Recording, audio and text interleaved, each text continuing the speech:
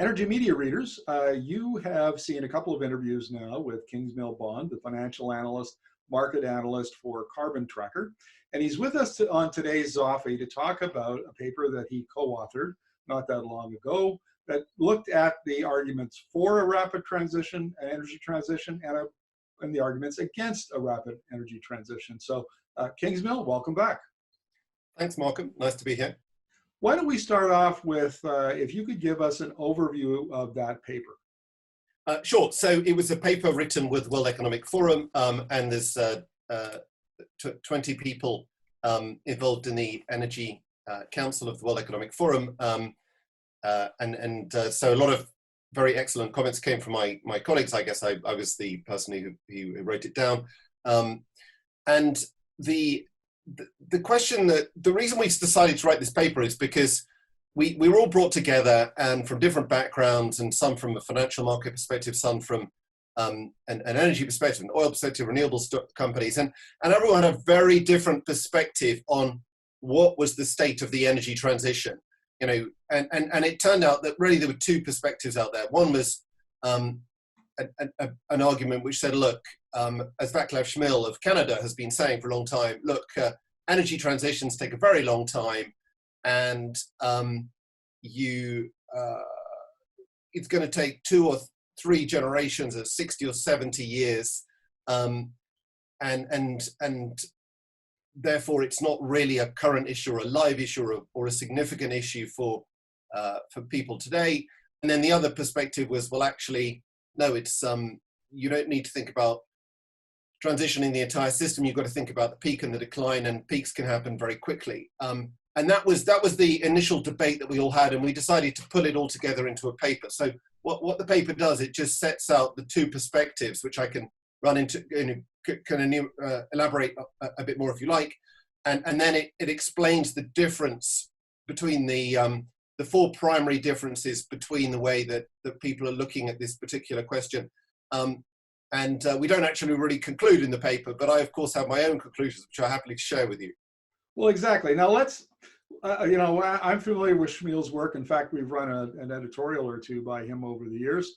And I understand his point of view. I mean, these are big, complex systems that don't change and historically haven't changed very quickly. They generally, an energy transition takes 50 years, 75 years, maybe even a full century to go. So given that, what's the argument for the more gradual approach, the likelihood that we will see a more gradual energy transition? Well, so that is the argument of the gradual energy transition, which is that you have these enormous systems. It takes a very long time to change, and furthermore, all of this new stuff, all this green stuff, it's pretty small. It's pretty, it's pretty marginal. It's very expensive, and then you have all these people in the emerging markets, in India, in China, in Southeast Asia, and Africa, and they all want more energy, and more energy means more fossil fuels, and rising wealth will lead to rising demand for fossil fuels in all of these countries, which will drive global demand. And furthermore, there might be some policy going on, but policy is not really going to curtail demand, because if you put in the known policies that we have, then it impacts demand at the margins, but it's definitely not sufficient to have a significant impact on energy demand. And that's the argument for the gradual shift that is being made by a lot of incumbents. And I guess it's worth pointing out that it is an argument that is being made by the people who produce the fossil fuels. So it's not surprising that turkeys don't vote for Christmas, and people in any given sector will assume that they can carry on doing what they do forever. Oh, well, fair enough. But is there, in this conversation that you were having, did the proponents of that view acknowledge that a little bit of change, a 2% change or a 3% change or a 5% change in how markets behave can really be disruptive for existing industries, like hydrocarbons?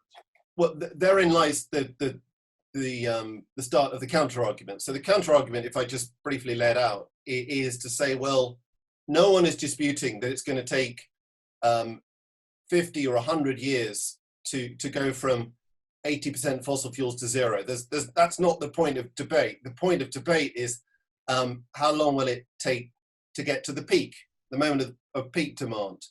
Because precisely as you say, Markham, for financial markets and for investors, the issue is not size but growth, and above all, it's what happens when you go from growth to decline, and that's why I, with my financial market background, I focused on that particular issue. Anyway, so that's the first observation that tends to be made by those who are talking about rapid growth. So, and to put this in context for you,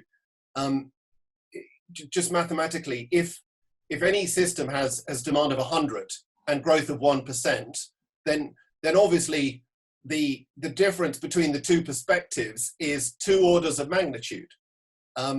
So if the slow people are talking about you have to go from 100 to 0, and the fast people are saying, well, you just go from 100 to 99, that's the first major point of difference.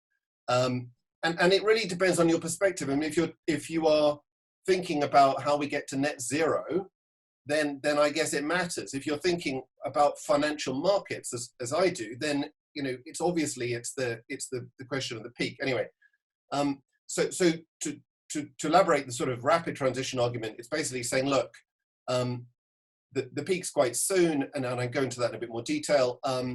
And we, whilst these challenging technologies are very small, they're taking an increasing share of the growth. Whilst the good folks in the emerging markets want more energy, that doesn't necessarily mean they want more fossil fuel energy. They want more energy of any sort. And increasingly they're choosing renewable energy. So that's another big debate, whether or not there's going to be an emerging market energy leapfrog. And then we had some debates about other issues. Well, I want to jump in here because this conversation we were having about the Norges Bank's decision to divest itself of from four Canadian oil sands companies, I think is really relevant here, because it appears that what they're doing is looking ahead and saying, well, the returns for our capital are already low and have been for years now in the global oil and gas industry. I mean, the fact that the oil sands company made a lot of money over the last couple of years doesn't disguise the fact that the trend is to lower returns, and lower returns than other sectors. So you can get more money, a better return for your capital in tech or batteries or EVs or something than you can in oil and gas. So what that means is that oil and gas companies are having trouble accessing capital. They either can't get capital, or capital is costing them a lot more money, and I think they're starting to panic a little bit, frankly. And what's you're a financial analyst. What's your take on availability and cost of capital to hydrocarbon producing companies? Well, again, this is just the markets, right? If this system produces very low returns at relatively high levels of risk, then investors are just not going to allocate capital to it. Even if it's full of very nice people. I mean, it's all about making money, and if you can't make money, then why would you allocate capital? Right, exactly right. So the financial markets in some way, and investors seem to be leading this. We have Blackrock's letter from mid-January where they say that from now on climate policy will be a big driver in allocating capital. We've got more and more decisions coming out of Europe where capital is allocated on the basis of climate risk and also on greenhouse gas emissions. So it just seems like the investors are would be arguing in favor of your more rapid transition point of view. Actually, Marco, can I slightly disagree with you on this, because I think you're slightly you're talking as if it's a question of it's all about the climate. You've got to do this, that, and the other on the climate. Actually, Larry Fink's letter does refer to the climate, but the point that he's really making in his January letter, he's talking about financial markets pulling risk forward, and pulling future risk forward. And what he's talking about specifically is the impact of peaks on financial markets, therefore. and what he's saying really is when you as an investor figure out that demand for oil is going to peak. He wrote his letter in January, and I guess he was thinking that demand for oil might peak in, the late 2020s, 2028 or something. That was the thinking at the time. And he was basically saying, well, people are going to start thinking about that, and maybe 3 or 4 years before the peak, they'll start to price it in. They'll stop investing in companies which are expanding demand. That's what he was talking about. It wasn't really so much about the climate. It wasn't a moral question at all. It was purely a financial observation. Okay, fair point. And thanks for the clarification. So then, how does that play into your more rapid transition argument? Maybe you could go over that for us. Yeah. So the rapid transition argument really basically says, look, these new energy technologies are growing very quickly. Let me step one step back. Fossil fuels, global energy demand is pretty low growth at the best of times, right? So global energy demand growth is around 1% a year. So it's not actually very hard to disrupt 1% growth. I mean, to put, just give you some numbers on that. If you are, for example, a sector growing at 30%, then when you've got to a 3% market share, you're going to get 3 times 30, so 0.9% of total growth. So even at 3% market share, you've basically taken all the growth from a 1% growth system. And therefore, the point that we have made and will continue to make is that the system is extremely vulnerable to these fast-growing technologies of solar and wind, and batteries, electric vehicles, and all the other stuff coming down the pipe. Because they're on these technology learning curves, the costs are falling very quickly, and therefore it's quite easy for them to take all of the incremental demand and take all of the growth. That's the first point.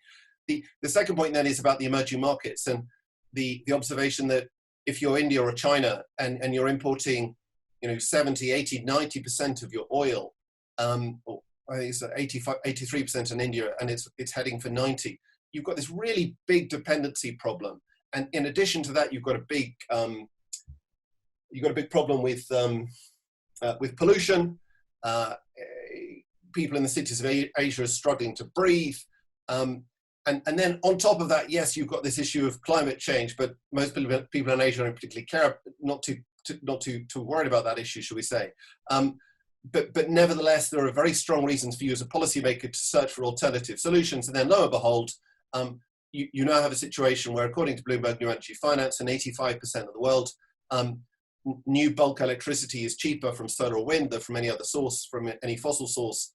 And you're coming to a situation where it's cheaper to have transportation systems based on electricity rather than transportation systems based on oil. So therefore, the argument goes that the emerging markets will have an energy leapfrog. They'll seize these new technologies, and they won't make, as my friend Kampala said to me, we won't make the same mistakes that you did. And then the third argument really is that there is a policy shift. So globally, policymakers are increasingly loading more tax upon fossil fuel demand, and they should do that, and they are doing that, both because of global warming and because of local pollution problems, and therefore that just adds to the constraints upon demand. And sorry, then the final point is that, and I think it's super relevant, and I remember having a similar debate 2 years ago in Canada, is that the issue really, with all due respect, is not about the producing countries. It's about the areas of demand. And if almost all the world's demand growth for fossil fuels is coming from the emerging markets, and they have alternative solutions and they don't need it anymore, it doesn't really matter what the world's producing countries do, because they just won't have demand for their product. Fair enough. Now, how do you respond to the argument that in fact, the Asian countries, for instance, are building more coal plants, and as part of China's Belt and Road strategy, they're financing a lot of those coal plants, and there also doesn't seem to be a big uptake yet in electric vehicles. I mean, it went from 1 million to 2 million from 2018 to 2019. I mean, those are not those are not big numbers when you're talking about a $1.5 billion dollar, or billion unit stock of automobiles globally. So how do you respond to that? So let's talk about coal. So in spite of the fact that Asia is, so again, it's as a lot of people have said, the global energy system is extremely complex, a lot of things going on. It's like a giant lake with thousands of streams flowing into it and some outlets as well. And so there's lots of contradictory things going on within the system, but you've got to take a systemic view and understand what's happening. And so let's think about coal for a second. In spite of Asia continuing to build new coal-fired power generation stations, global coal demand peaked in 2013 and is down since then. So sure, some of this coal, some laggards in their ignorance and corruption and stupidity are still building coal-fired power generation stations, but global coal demand has peaked and is falling. Because enough people have realized that it's not very lucrative producing electricity from coal, and therefore they're curtailing their supply, their demand for coal. So I guess that's the point. And when it comes to Asia specifically, sorry, 1 second. When it comes to Asia specifically, in China, and they're building these coal-fired power stations, but they're not using them. So it sounds completely daft, and it is mad. But the capacity utilization rate for Chinese coal-fired power generation is less than 50%. So they keep on building this stuff for whatever reason, but not actually switching it on. Or they do switch it on, but not for very much. And in the meantime, the cost of solar and wind in China keeps on falling. So what that means is that it becomes increasingly less credible to sustain these technologies. And I mean, there is some debate now about what's going to happen in the 2020 bounce back, because people are worried the Chinese are going to do what they've done in the past and build more coal-fired power stations. Let's see what happens. I would be surprised if that happens, because our indications, our sources are telling us that they're actually going gangbusters at building out more and more solar. And the big difference between solar and coal is that when a crisis hits and demand is weak, you switch off the coal and you keep on with the solar, because the variable cost of solar is free. Anyway, sorry, I'm getting a little bit carried up. And if I just finish on India, I mean, India is also a good case in point. So India, like 5 years ago, had plans for massive expansion of their coal-fired power generation. They basically said a year ago, you know what, we don't need any more. And now half the coal-fired power stations in India are in really big financial difficulty and are really struggling. So I think we may actually, surprisingly enough, have seen, but I don't know enough about the situation to say whether or not we've seen peak coal demand in India for power generation, but we can't be far away. I'm going to use a metaphor here, Kingsmill, that may not make much sense to an Englishman, but makes perfect sense to a Canadian, and that's the hockey stick. So when the technology starts out in the marketplace, it's at the toe of the hockey stick, and as it gets better and drops in cost, it progresses along the blade of the hockey stick until finally, at about 5%, roughly, according to Schmiel, 5%, it hits the heel of the hockey stick where the shaft meets and then it zooms up the shaft and until it gets to 70, 80, 90%, and it becomes the dominant technology. And if my take on this is that if you look at a lot of these clean energy technologies like EVs and wind and solar, we're kind of in that 2 to 4% range. We're only in a number of years before we hit around 5% and get on the hockey stick shaft. And that would argue for your exponential growth point of view. Sorry, Markham, you're putting my argument far better than I have, forgive me.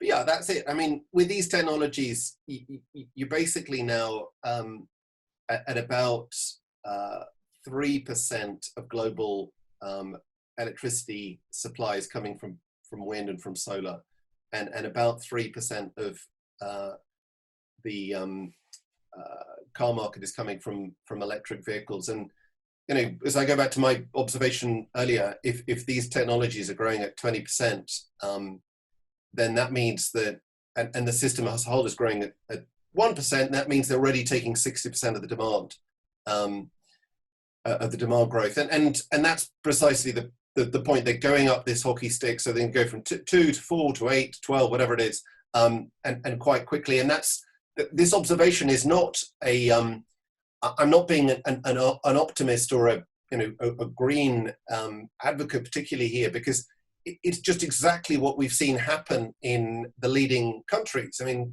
look at Denmark and Norway. Look at let's go outside Europe, because people often say, well, it's just European phenomena. It's not just Europe. Look at Uruguay.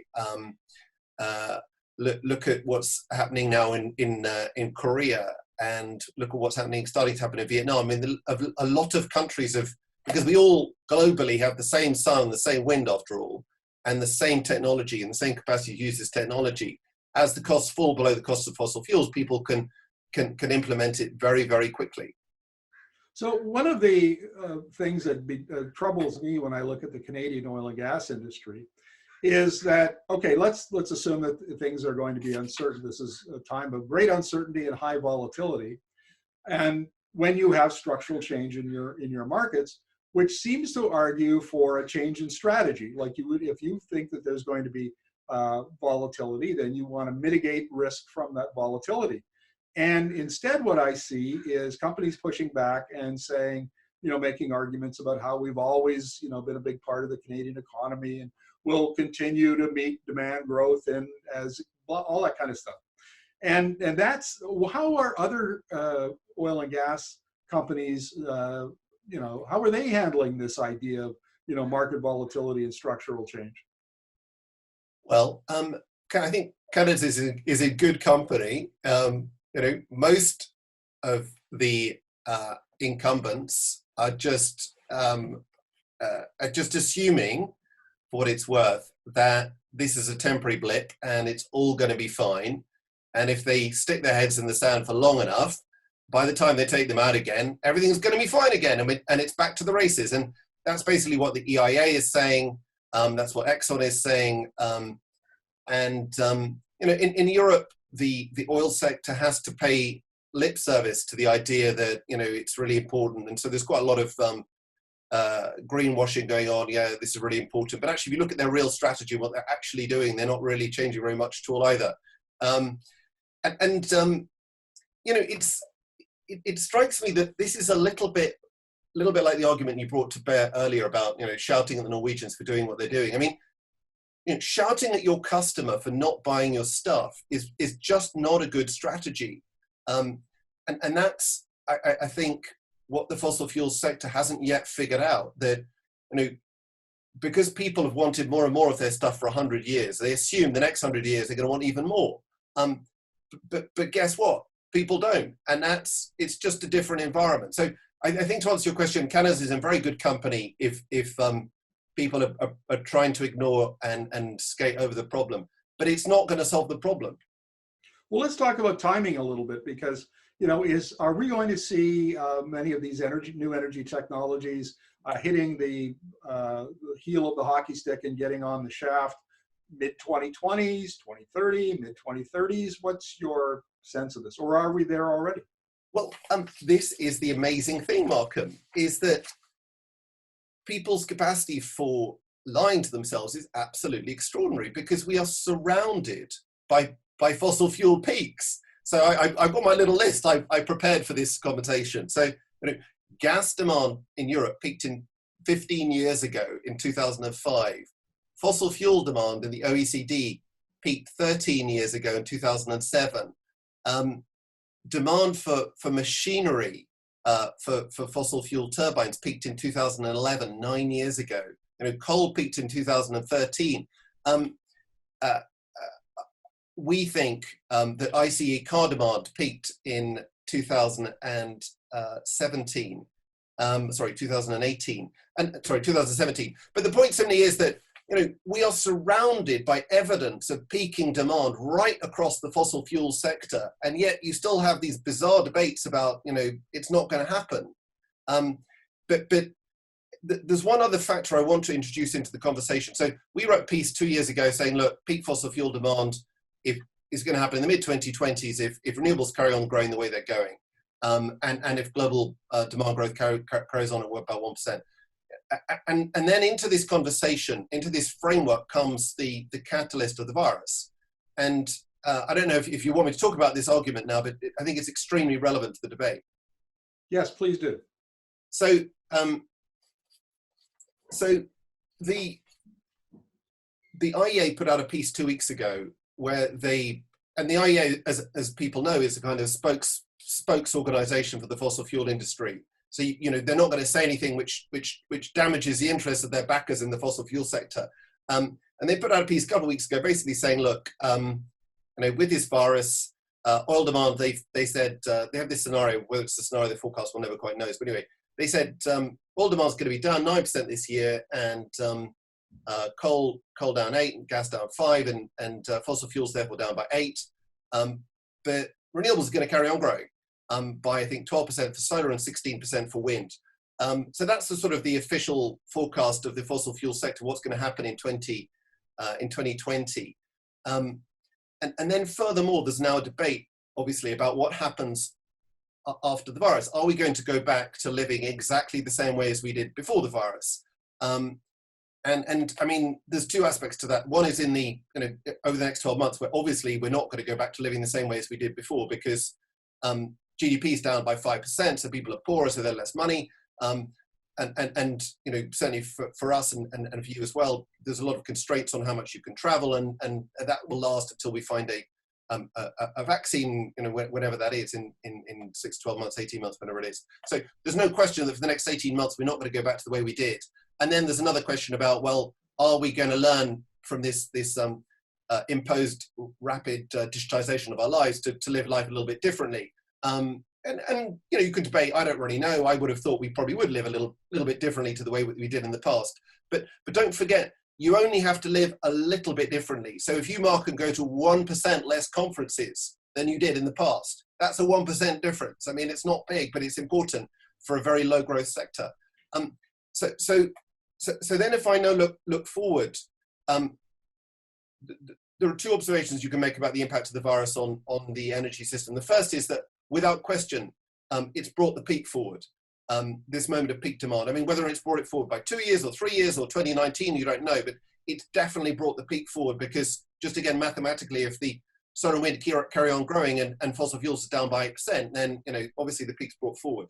And then what we did is we did a kind of like thought experiment. We said, well, okay, look, let's assume the IEA is right. Fossil fuel demand falls by 8% in 2020. Let's assume it bounces back by half that level in 2021, which sort of seems to be a bit of consensus forming, at least in Europe. So you're still down by 4%.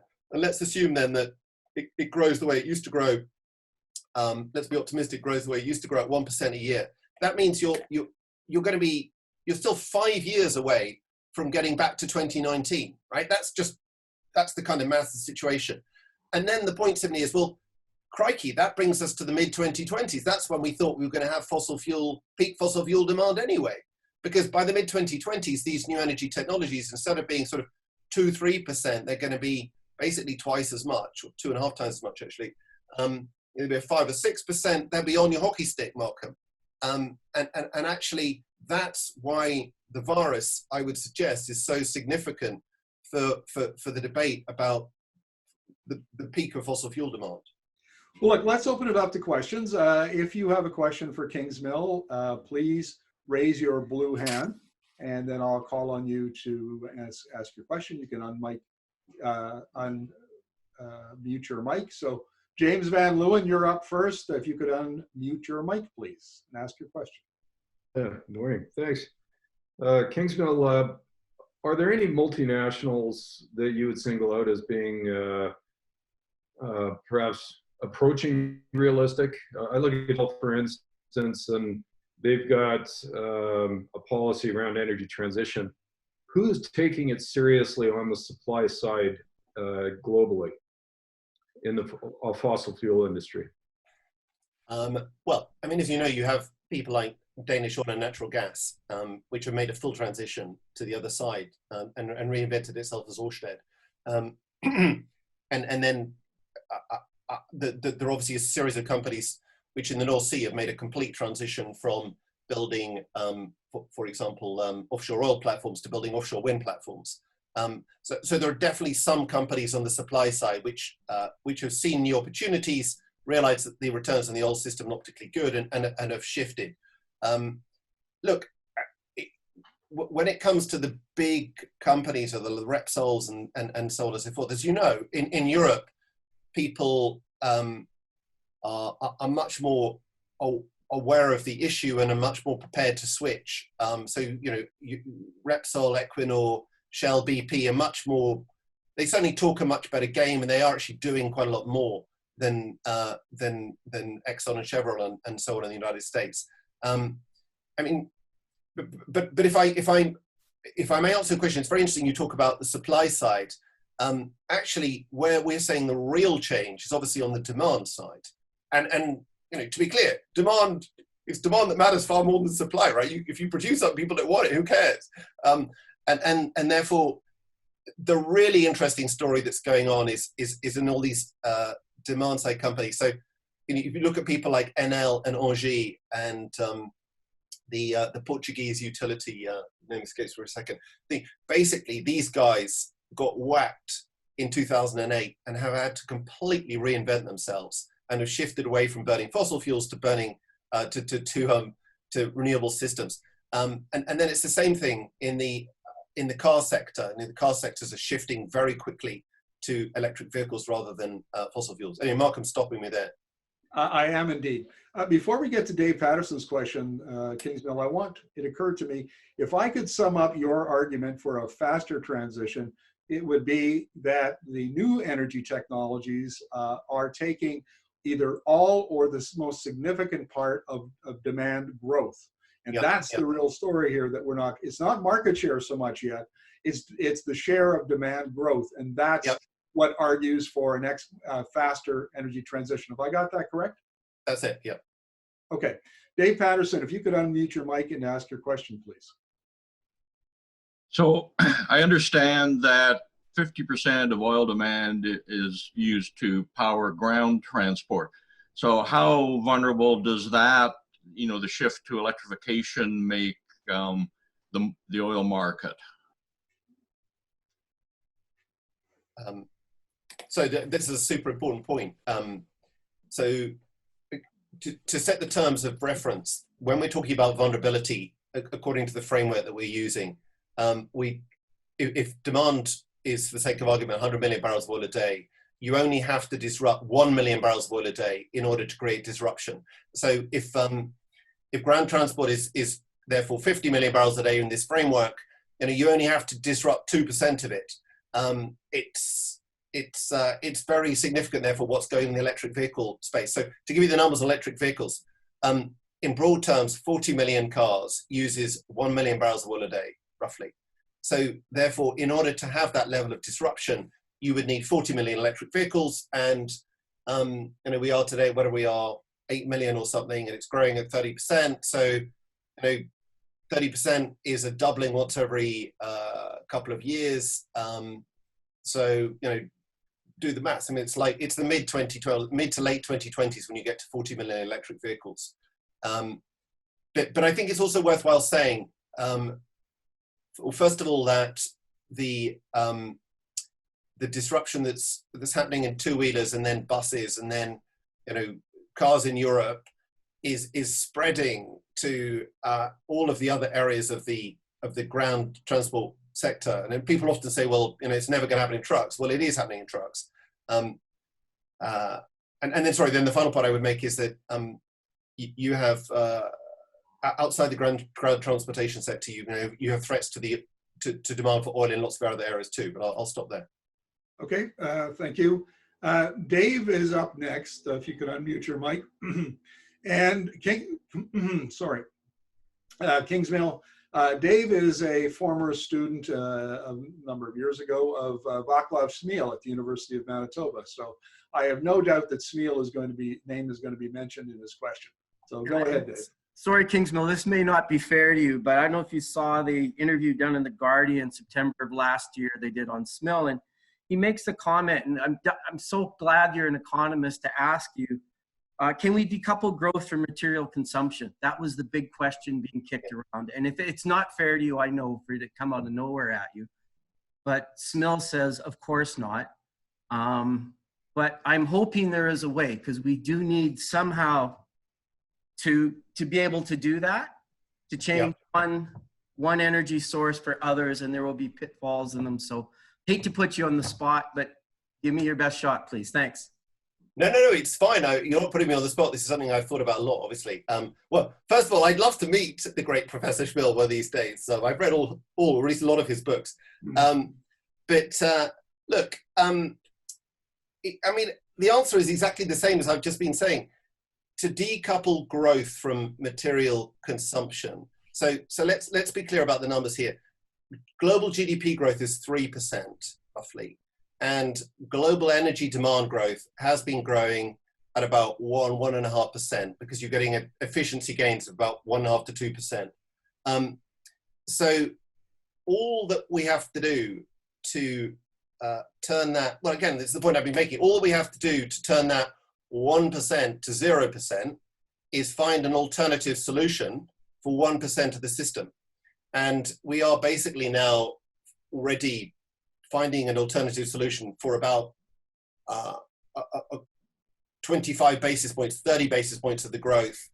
By the time this crisis is over, it's going to be 70 or 80 basis points of the growth. So, I mean, the answer to your question is we're we were getting there. We're very close to that point where we can reduce.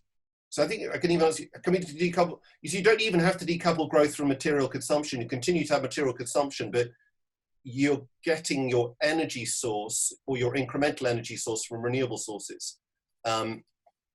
So it's actually, it's not an impossible and insoluble conundrum by any means.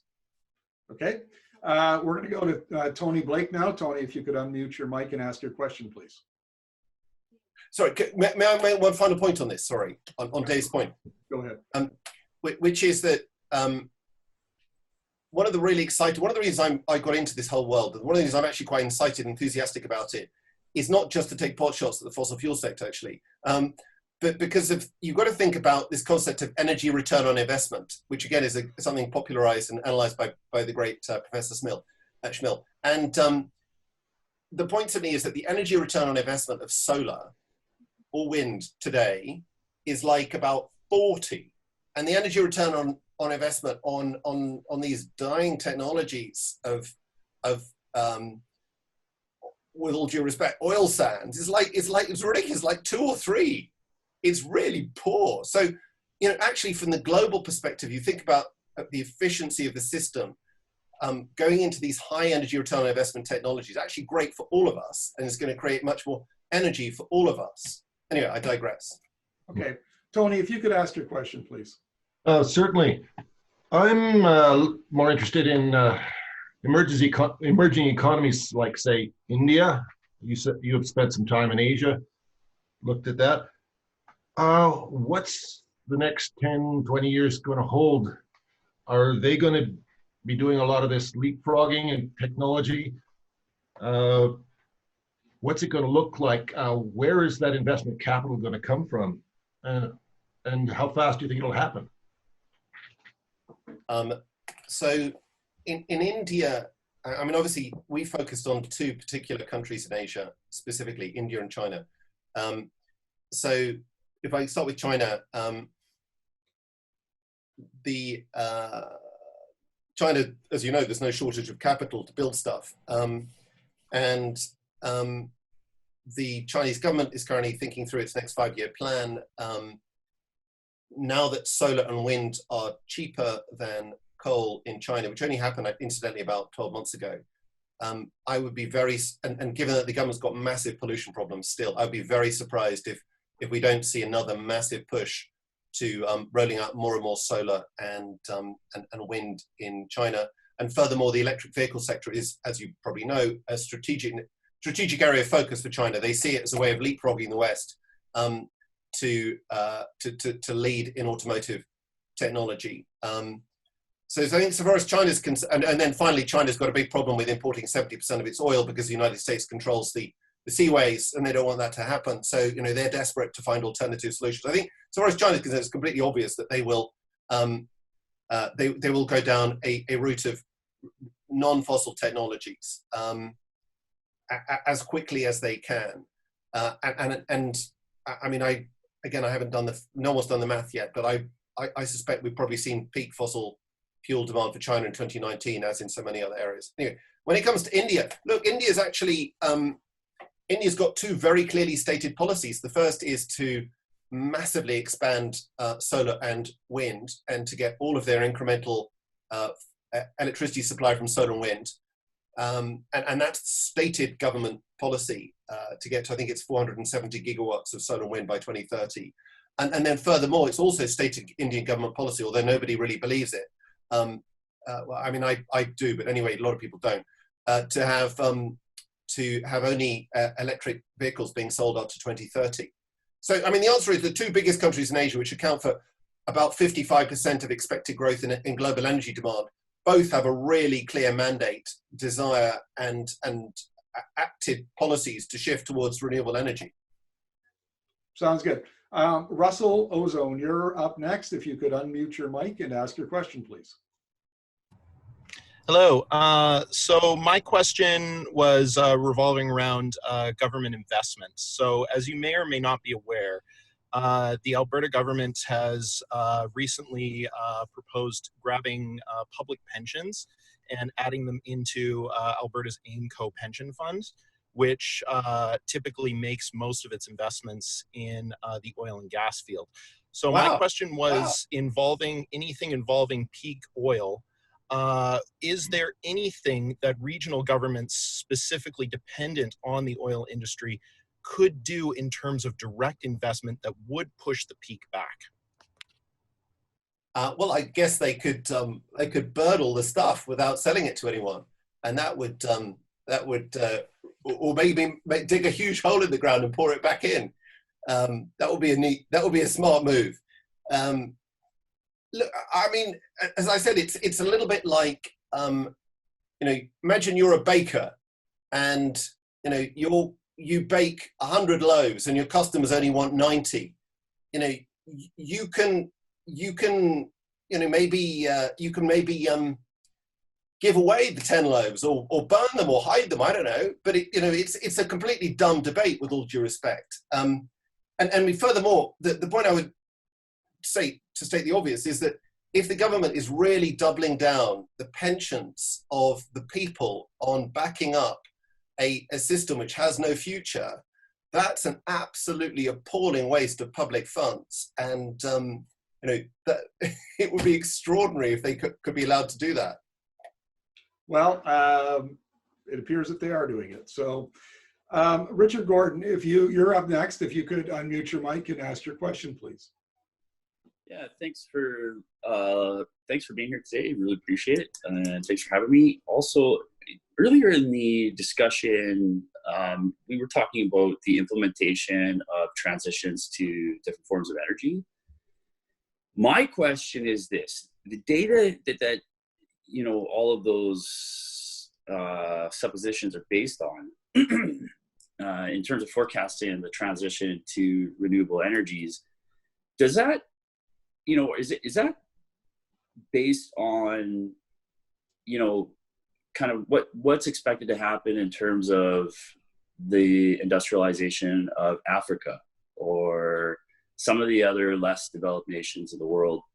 And the reason why I ask is, like we talk about leapfrog technology, and in a lot of those places, the infrastructure was built, specifically telecom, in the 1950s, and never really received much public support. And so as a result of the adoption of cellular technology, we've seen this whole leapfrog over that.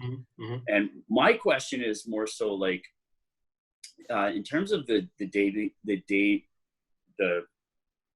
in terms of the prediction of the change that it would take, does it take this into account, as well as, I guess a supplement to the question is, what is it based on? Is this based on from a transition from steam to oil and that type of thing?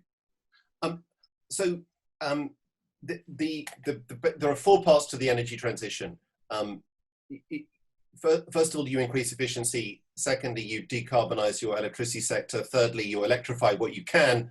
And then finally, you probably use hydrogen for the rest. That's the kind of framework that everyone refers to. When it comes to the predictions for individual countries and regions, we're not doing anything at all original. We're just taking the IMF data for the predictions. And therefore, when it comes to Africa, Africa sadly has got a very small level of GDP and actually not a very significant part of the growth anyway.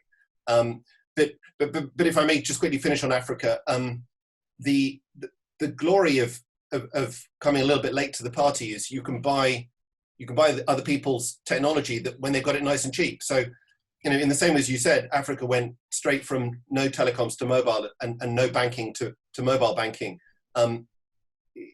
It's highly likely they're going to go from no electricity straight to solar. I mean, as you've seen, the incredible success of some companies, including Canadian companies, which are doing distributed solar in Canada. In Africa. It's amazing. Well, I have a question before we get to the next question from Dr. Joe.